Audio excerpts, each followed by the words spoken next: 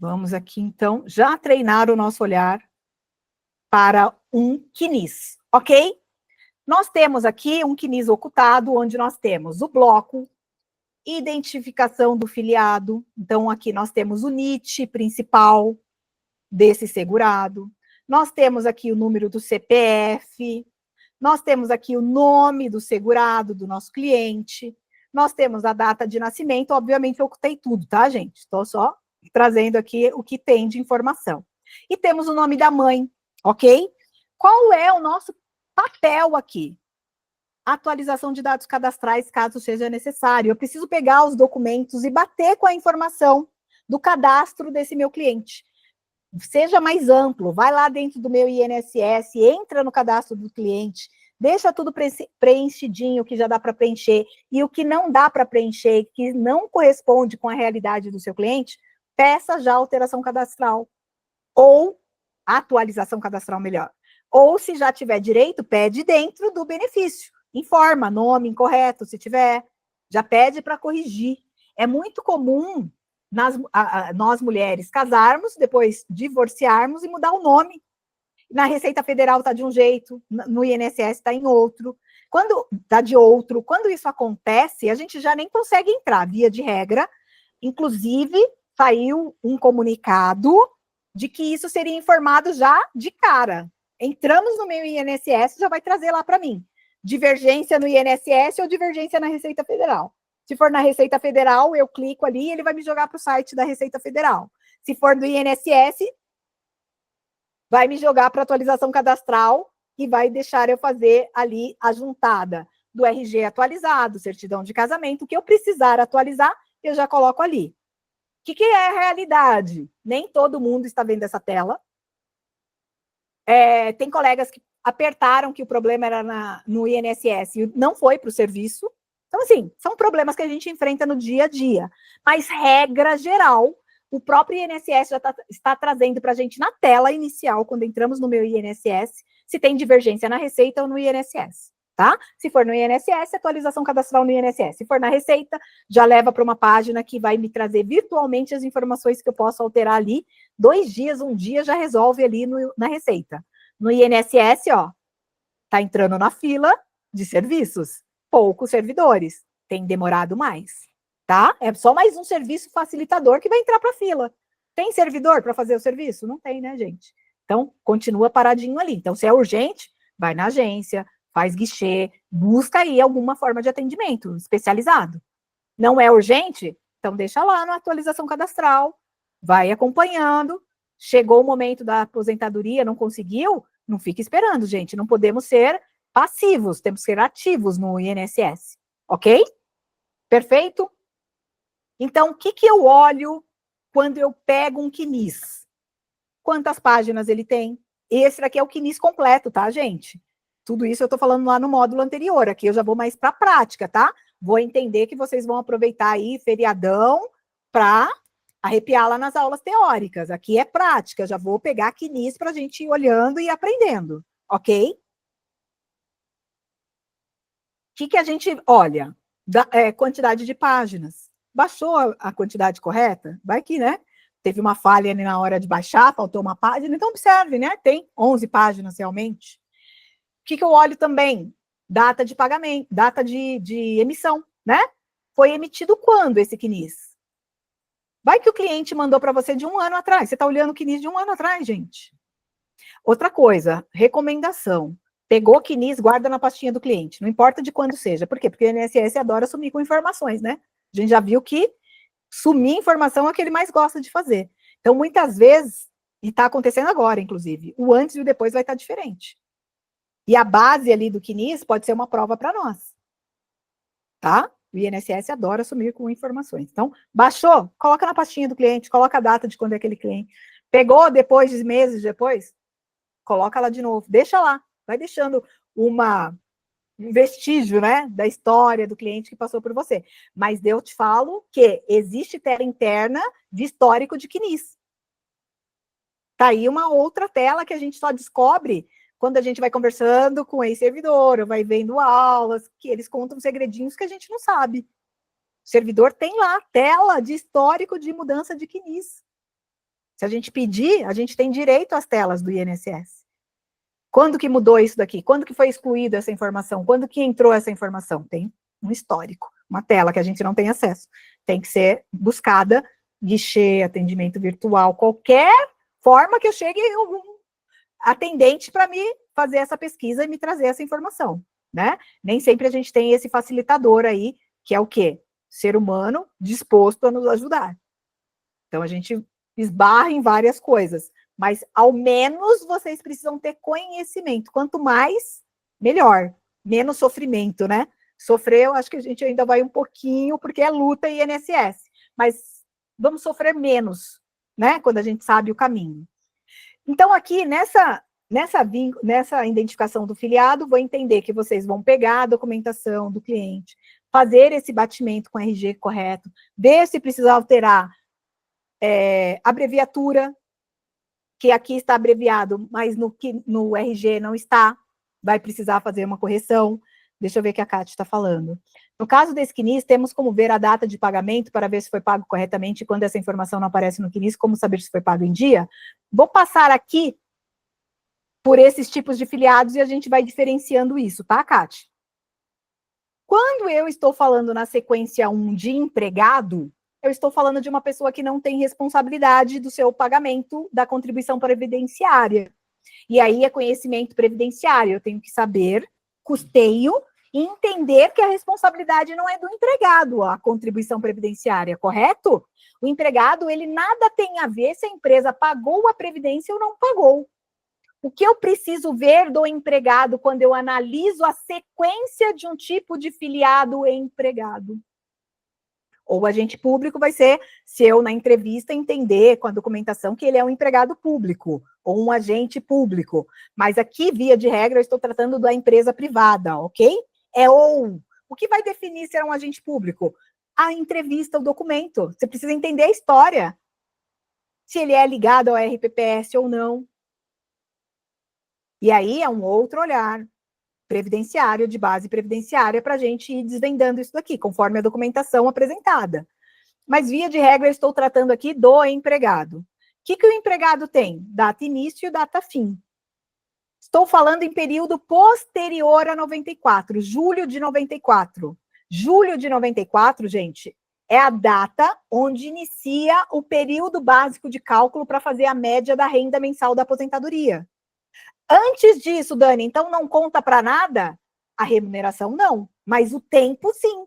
Tempo e carência é esse daqui, que está no CNIS, que tem que ver se bate com o documento. Bate com a carteira dele a informação que está no CNIS? Não tem nenhum indicador. Tá tudo certo? Então eu não tenho pendência nenhuma aqui. Data de início, 14/6 de 99, saiu em 13/7 de 99, é posterior a julho de 94, então o que eu preciso fazer? Verificar se todas as remunerações daquele vínculo estão na sequência. Aqui eu não vou ter data de pagamento, Cate, porque não é responsabilidade do empregado a contribuição previdenciária. Então não me importa quando a empresa pagou, eu preciso ver se as informações da remuneração estão aqui. Se eu tenho lacuna de remuneração, o INSS, até a reforma, vai colocar salário mínimo na lacuna. Então, se tem lacuna, eu preciso trazer a informação para o INSS de qual é o salário e a remuneração que aquele empregado recebeu. Eu vou trazer recibo de pagamento, eu vou trazer ficha financeira da empresa. Aí a gente vai entrar em provas depois, tá? Mas fato é, localizei o problema, provas. Localizei o problema, provas. Provas o quê? Contemporâneas. Seja carteira de trabalho, seja recibos de pagamento, seja declaração da empresa, enfim, provas tem N's. Mas falando em sistematização e parametrização, que é isso que eu quero afiar o olhar de vocês, o que eu preciso olhar no empregado? Primeiro, não é responsabilidade dele o pagamento. Eu não vou ter data de pagamento no empregado, porque não é ele o responsável. Eu preciso verificar o quê? Se a data início e a data fim bate e se todas as remunerações dele estão ali. É esse o meu olhar para o empregado. Vamos passar para a sequência 2. Sequência 2 já mudou, olha só. Eu tenho tipo de filiado contribuinte individual. Olha só o que eu falei para vocês. Recolhimento. Eu não tenho remunerações. Eu tenho recolhimento. Se eu tenho recolhimento, eu estou falando de alguém que é responsável pelo seu próprio carnezinho. Então, aqui, Cati, estou falando com a Cati porque ela que perguntou, gente, mas Bel, Patrícia, Rita, aqui sim vai me interessar começar a ver quando ele começou a pagar. Porque eu preciso verificar se o primeiro pagamento foi em dia, eu vou ter que verificar se o pagamento depois da primeira em dia, que começa a computar para carência, ele pode pagar em atraso? Pode, mas desde que dentro do período de manutenção da qualidade de segurado, para contar para carência. E a contribuição em atraso, ela vai ter um reflexo para cada tipo de situação. Ela vai ter um reflexo para tempo de contribuição, ela vai ter um reflexo para a carência, ela vai ter um reflexo para a minha qualidade de segurado. Eu tenho que olhar com essas caixinhas aquela contribuição. Então, vamos lá. 1 de 2000. Competência janeiro de 2000. Pagou em 19 de janeiro de 2000. Pagou dentro do próprio mês. Isso é até comum, tá? As pessoas me perguntarem, Dani, a contribuição foi paga dentro do próprio mês. Vai valer para carência? O INSS valida para carência. Passou aquele mês, validou. Ela tinha até quando para pagar 1 de 2000? Até 15 do mês seguinte. 15 de fevereiro de 2000. Mas quando ela pagou? Ela pagou em 19 de janeiro de 2000. Ela pagou dentro do próprio mês. Ela pagou em atraso? Não. Pagou, inclusive, até um pouquinho adiantado. Ela poderia pagar entre 1 e 15 do mês seguinte. Ela pagou em 19 de janeiro. Na prática, e eu falo para vocês mais, na prática, não está... o INSS não considera adiantado para não considerar. Ele considera em dia. Tá? Então, a competência janeiro conta para a carência. Começa a computar aqui a primeira carência na qualidade de contribuinte individual, onde aí sim eu preciso de data de pagamento, aí sim eu preciso ver se pagou em dia, aí sim eu preciso ver se não pagou abaixo do mínimo, porque o contribuinte individual, sendo responsável pelo seu próprio carnezinho, ele precisa estar na base do mínimo. Caso ele não complemente, ele não leva. Não é obrigatório complementar, é um poder complementar. Eu posso regularizar, mas se ele não regulariza, ele não leva. E aí começa o olhar de identificação para montar estratégias. Esse meu cliente precisa ou não precisa? Ele tem tempo sobrando? E se ele complementar, o que muda? E aí é análise previdenciária, planejamento. Mas antes de ir para o planejamento, vocês precisam ler o CNIS, entender o que o CNIS está me contando. Aqui, então, eu tenho a primeira em dia. Segunda competência, 2 de 2000. Pagou em 8 de 2 de 2000. Pagou dentro do próprio mês. Aqui eu computo a minha segunda carência, computo mais um mês para tempo de contribuição e estico agora a minha manutenção da qualidade de segurado. O 2 de 2000 passa a ser a minha referência de manutenção da qualidade de segurado. O que é manutenção da qualidade de segurado? É o período onde o segurado fica coberto pelo INSS, mesmo se ele não vier a pagar mais. Então, vamos supor que 2 de 2000 fosse a última contribuição que essa cliente pagou. Então, mesmo sem pagar, é o que a gente chama de período de graça, né? Ela fica coberta ainda por um período mesmo sem pagar. E aí, para isso, eu preciso identificar o quê? Para os benefícios, o que eu preciso de requisito. Se eu sofri um acidente é isento de carência. Eu só preciso ter qualidade de segurado. Se a gente fosse computar aqui, essa pessoa teria quanto de carência? Mês 6, mês 7 de 99 e janeiro de 2000 e 2 de 2000. 4 carências até aqui. As 2 de empregado, que não era a responsabilidade dela, então conta para carência, e 2 que era a responsabilidade dela, que ela pagou dentro das normas. Então, ela tem 4. Só que para um benefício, se aqui a gente estivesse vendo um benefício por incapacidade, o primeiro benefício precisa ter 12. Se fosse reingresso depois das 12, ou 6 anterior, mais 6. Fato é, ela só tem 4. Mas se ela sofresse um acidente hoje, vamos supor lá, hoje não, né? 2000, ela estaria na qualidade de segurado que basta para quando eu tenho um acidente de qualquer natureza. Eu só preciso estar na qualidade de segurado. Se ela viesse a falecer, eu teria que ver até quando eu tenho manutenção da qualidade de segurado. Em regra, contribuinte individual, 1 ano mais 45 dias. Se ela estiver dentro desse período de graça, ela só precisava estar na qualidade de segurado para ter direito ao benefício da pensão por morte. Não vou entrar aqui no requisito das 18 contribuições, que aí é para o cônjuge. Aí é um outro olhar, que aí vocês precisam entender dos requisitos do benefício. Mas para análise de CNIS, o que eu tenho aqui já? 2 meses de carência do empregado e 2 meses de janeiro de 2000 e fevereiro de 2000. Tem 4 carências já.